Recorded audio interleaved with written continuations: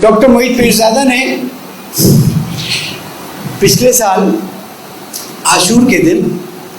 میں اس کو مسلسل سنتا ہوں، اس کی تحریر اچھی ہوتی ہے، اس سے اختلاف مجھے بہت ہے کہ اس نے پاکستان کے بارے میں چیزیں بہت بہتر نہیں بیان کی۔ پچھلے سال میں نے پورا سنا، عاشورہ کے دن جب شام غریبہ پر مجلس پڑھ کے گھر گیا، نیاز کھا رہا تھا، تو میں نے اس کے نیچے لکھا کہ کاش آج رسول کے نواسے حسین ابن علی کے بارے میں ایک جملہ کہہ دیتے تو بہت اچھا ہوتا۔ لیکن دیکھیں نظام انقلاب اسلامی نے کیا کیا کہ اس سال عاشور میں اس نے اپنا آدھا ویلاگ جو ہے وہ امام حسین پہ کیا۔ اب تم کہتے ہو ایران اور رہبر اور یہ وہ دیکھو امام حسین کو رہبر نے کہاں پہنچا دیا کہ ایک شخص جو امریکہ میں بیٹھ کے ہر الٹی سیدھی چیز بھی کرتا تھا صحیح بھی کرتا ہے، اس نے یعنی ایران کے بارے میں اس نے بہت پازیٹیو وہ لیا ہے، اس نے امام حسین پر آدھا ویلاگ کیا، اس پر اس کو اتنا سننا پڑا اور اتنا وہ ہوا۔ یعنی آج بھی امام حسین کے خلاف والے موجود تھے۔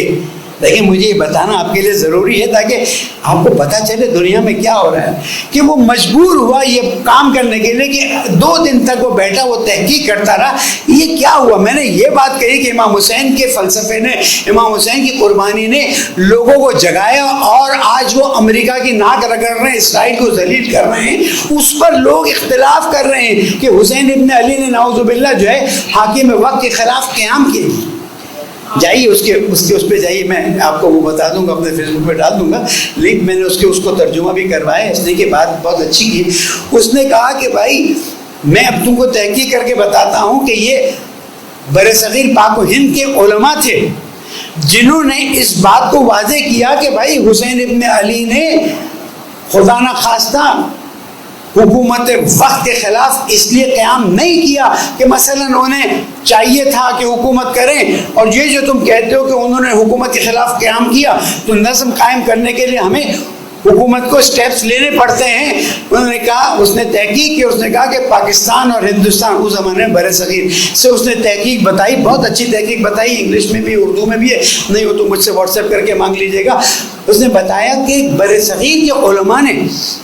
تمام پچھلی تاریخوں کو رد کرتے ہوئے کہا ہے کہ حسین ابن علی کا قیام ضروری تھا، اس لیے کہ جہاں پر قانون کی پاسداری ضروری ہے وہاں پر عدل و انصاف کا قیام ضروری ہے۔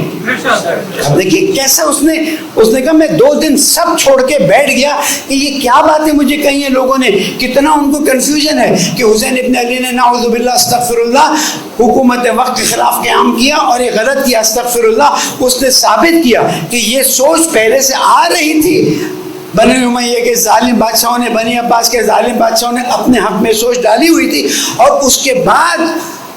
برصغیر پاک و ہند کے 3-4 نام لیے کہ انہوں نے اس بات کو اٹھایا، اس لیے کہ 1857 کی جنگ ہو رہی تھی، اور اس جنگ کے زاویے سے دیکھ کر کہا کہ حسین ابن علی کا قیام برحق تھا، اور قیام کر کے انہوں نے بتا دیا کہ حق کیا ہے باطل کیا ہے۔